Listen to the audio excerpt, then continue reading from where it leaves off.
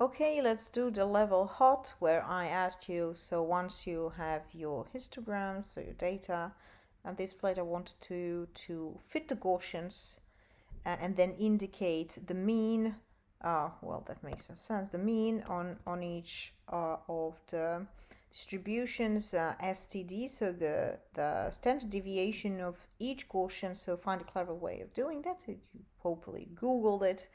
Alternatively, you can plot all the means on one plot and see if that makes sense. So that's a good hint. Now think about the color scheme that is appropriate to what you want to show. Okay, so let's start with this.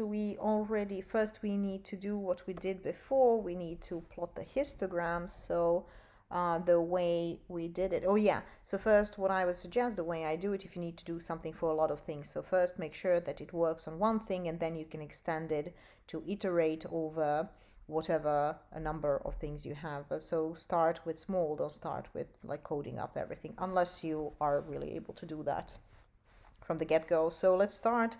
We need to plot the histogram first and then fit the data onto it. So it is going to be just use plt hist. So we need my counts, my bins, and the third thing we don't care about is equal to plt hist. And of what? Of our data. And I said only use the one. Just make sure it works on one. So data pdf1. We want it to work on the pdf1. Our bins are equal to 50. We said 50 bins. We want some color for it, so color is equal to black color, let's say K, and we want to, if they are filled, so the bars are filled, alpha is equal to 0.5. Let's see if this works. Yes, perfectly fine. You can have the bins not filled. Let's see, plt hist. We can check how to do hist type bar, color label stacked parameters. Let's see what the arguments are.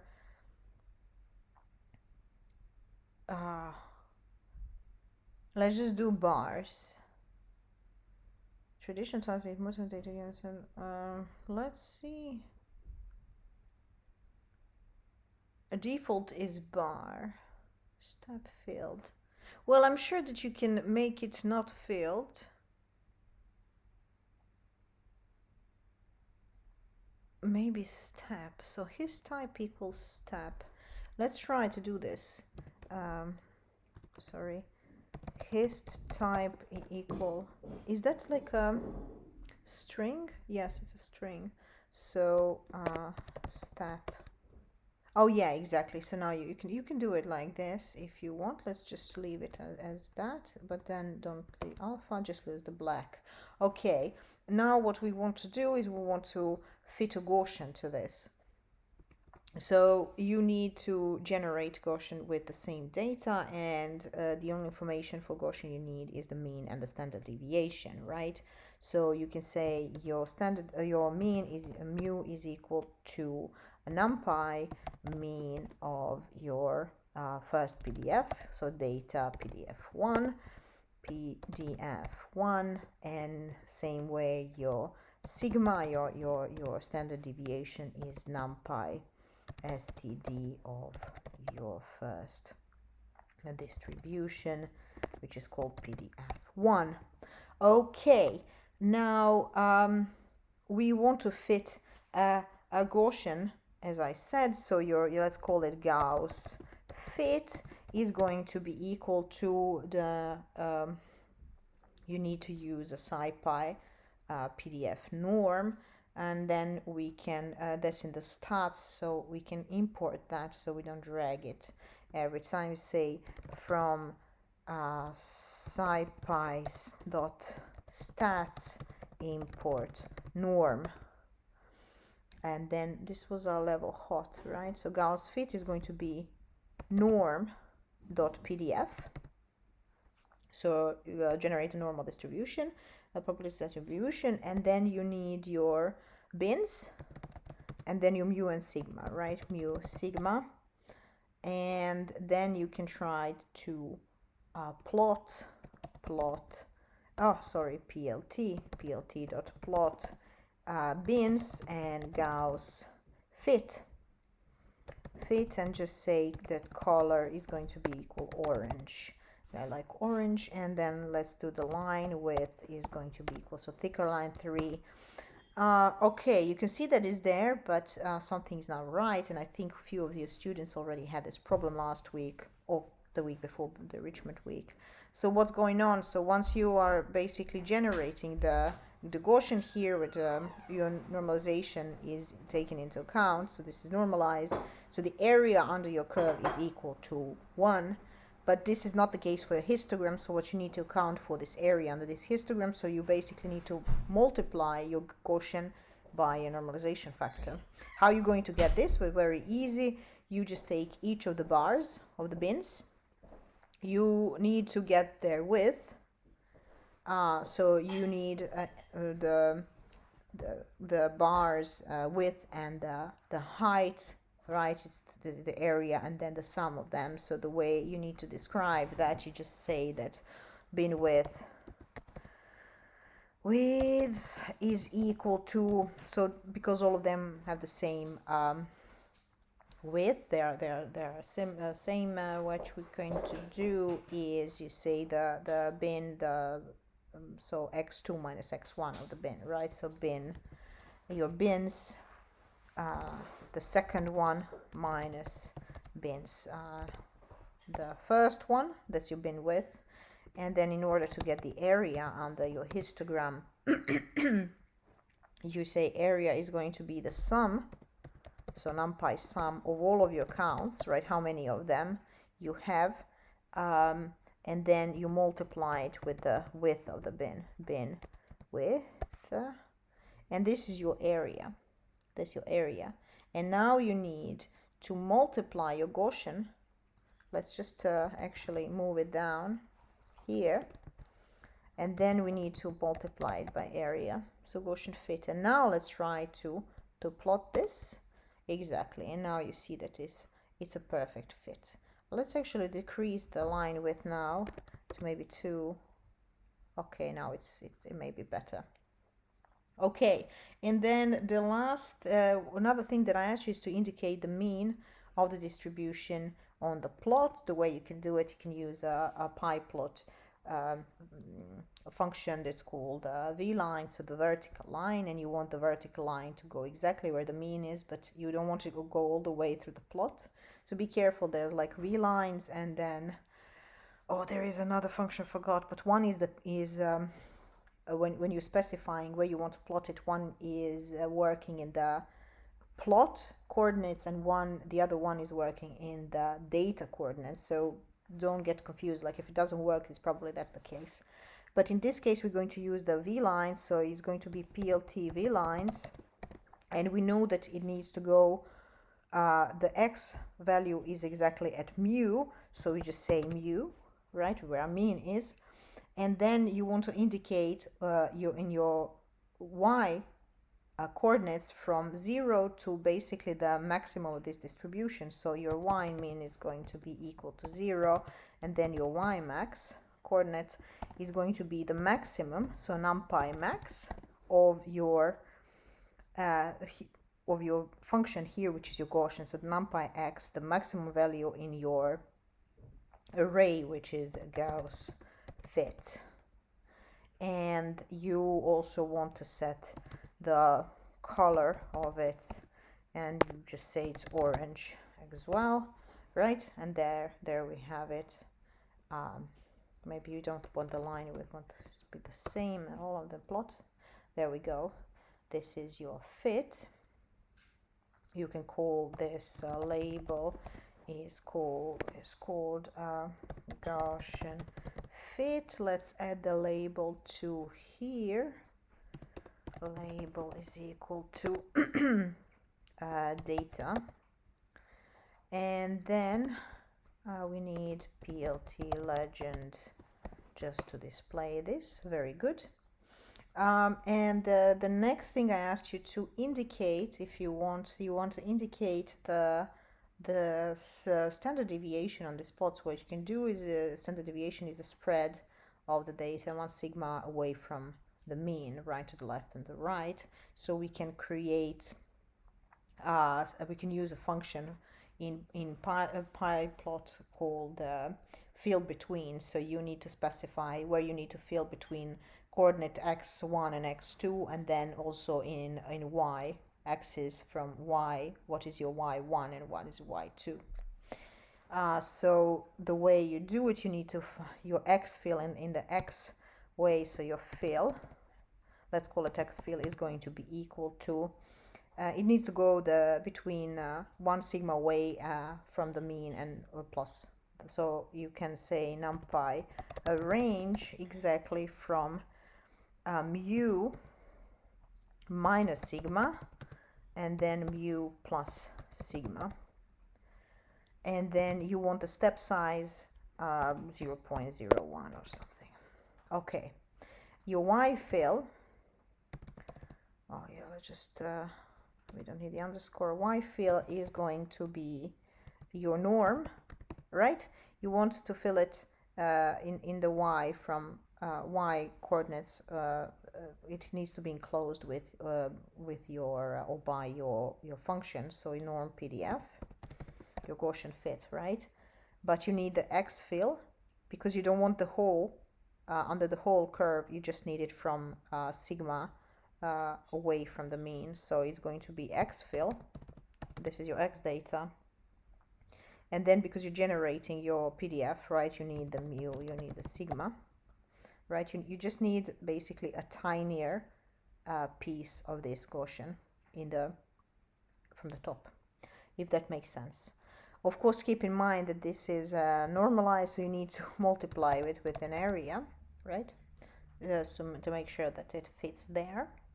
And then you call your function pyplot fill between, and then you're filling in between x fill, y fill. You need to add the 0 here for the, and then alpha. Let's just make it semi-transparent. Alpha 0.5, and let's just do color. Let's do black. It doesn't matter really.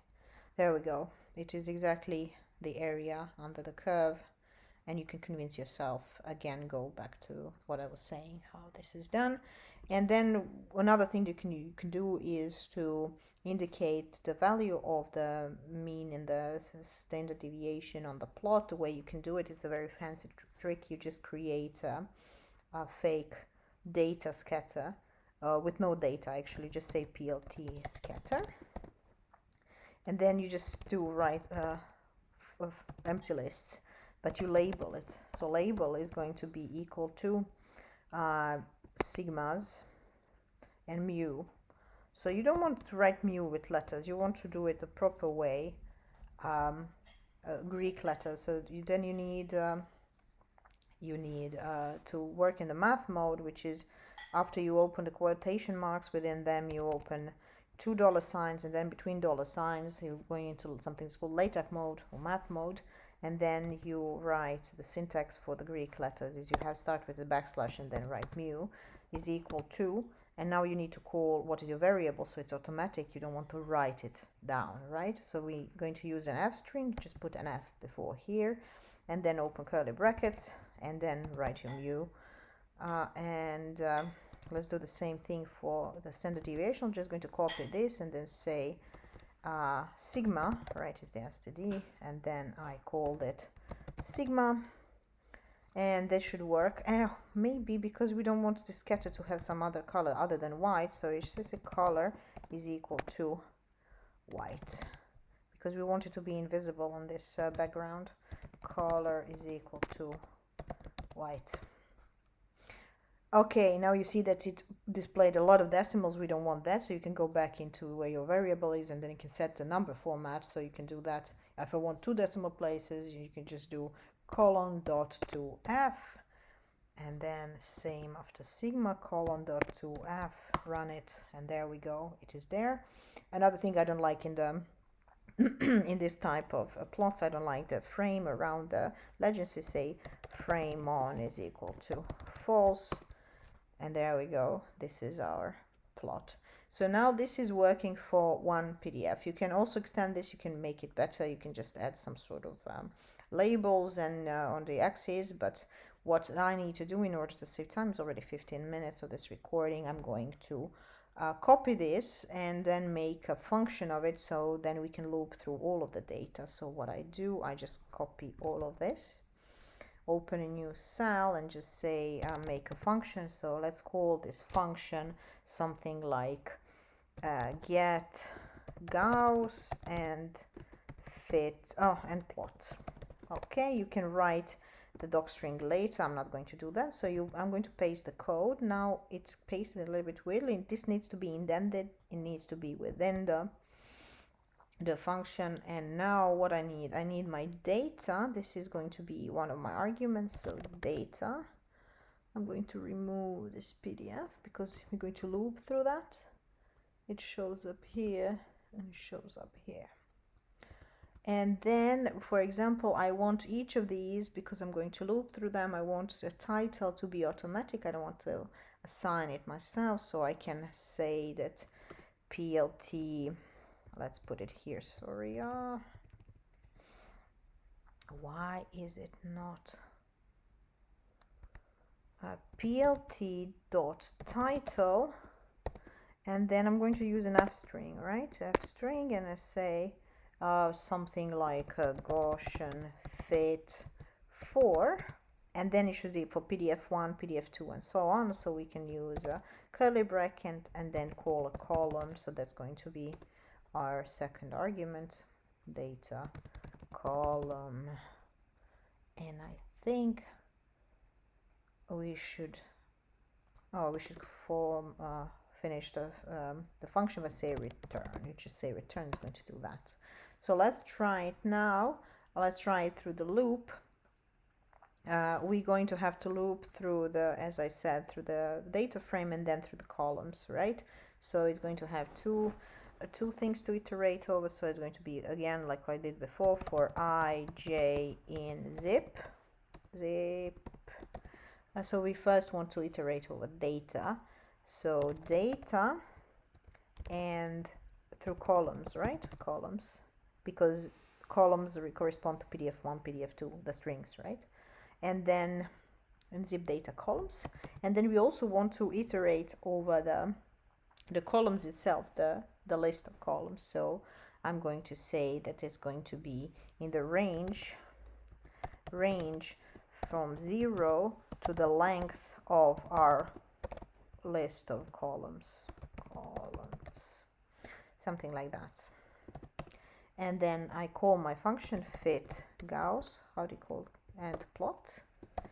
And then I say data, right? This is my thing, data I, this is the index, and then columns, and then the index over J. Let's see. There we go. And now you have them all for each. You can also, what you can do is you can save something like, what's it called? PLT save fig, my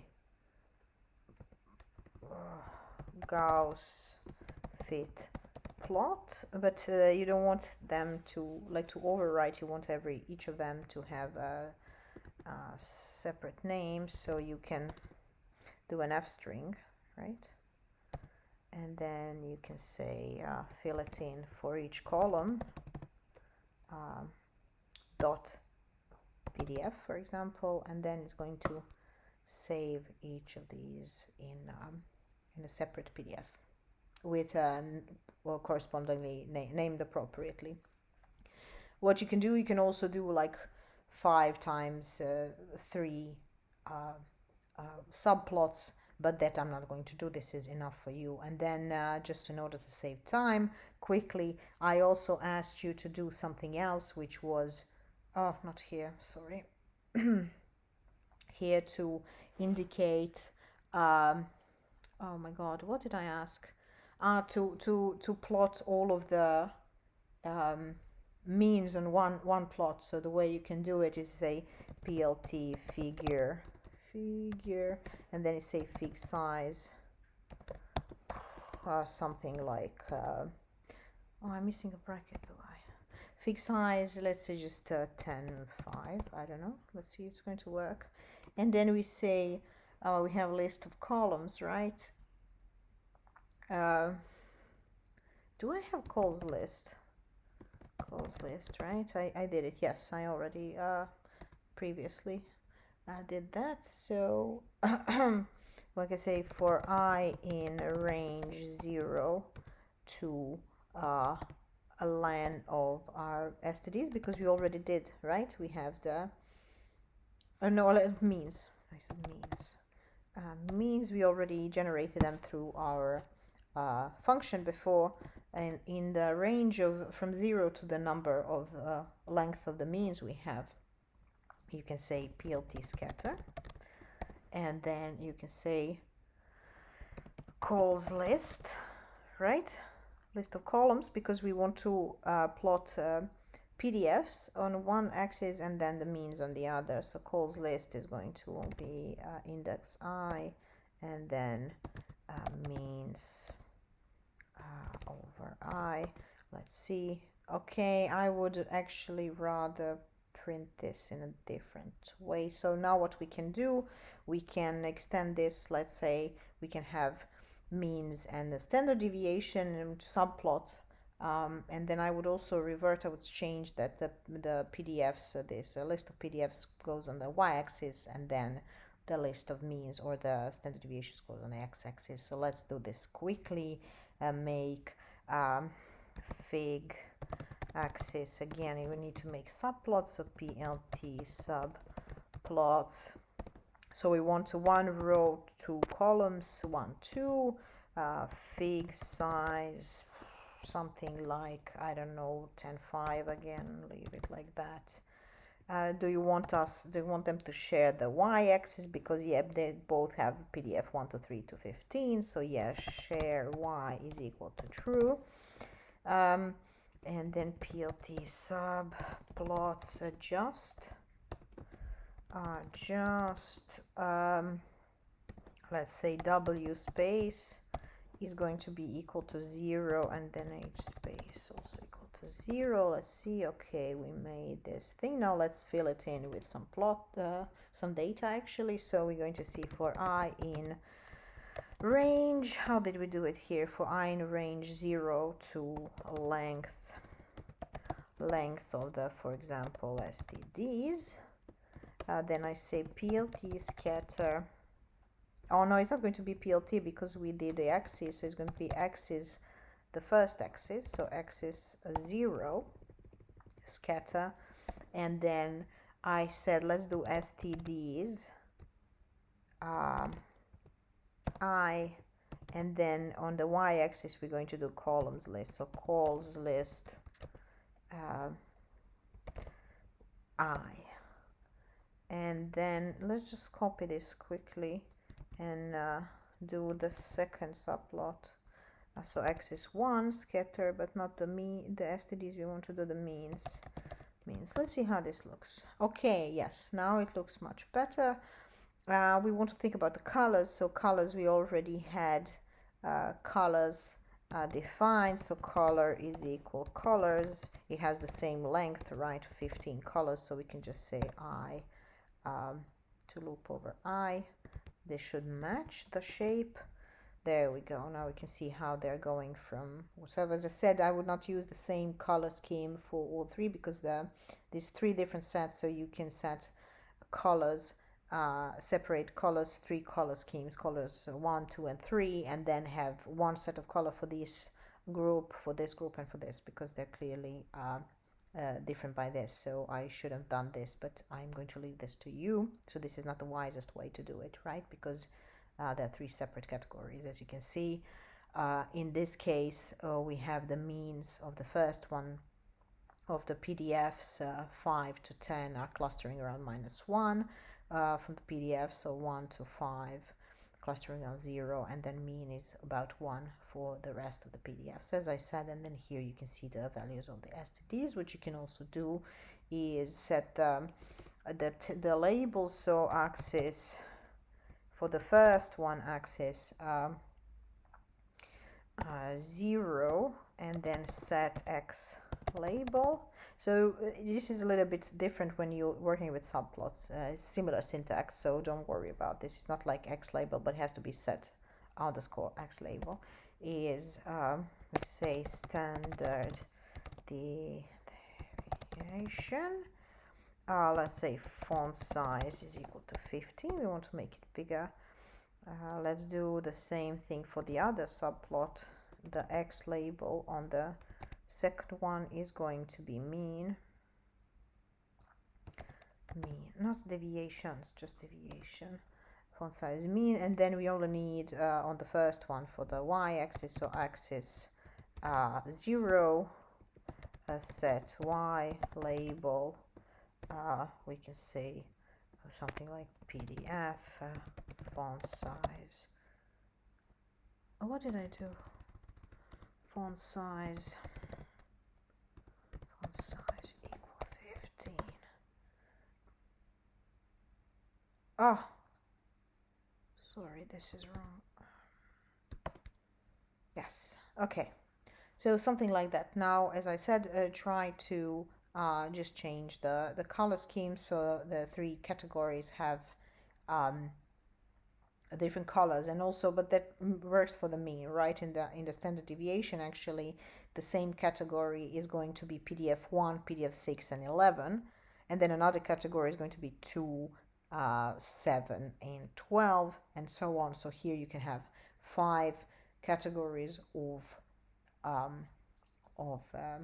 colors, or just think about what would be the best way to present it, because the color scheme does not match what is shown here on the standard deviation at all. So be mindful of that. For the mean it works, right? You go from the lowest to the highest and then you have a gradient of color, but not here. Okay, so let's meet up again for the level extra, and then I hope you learned something today. Bye bye.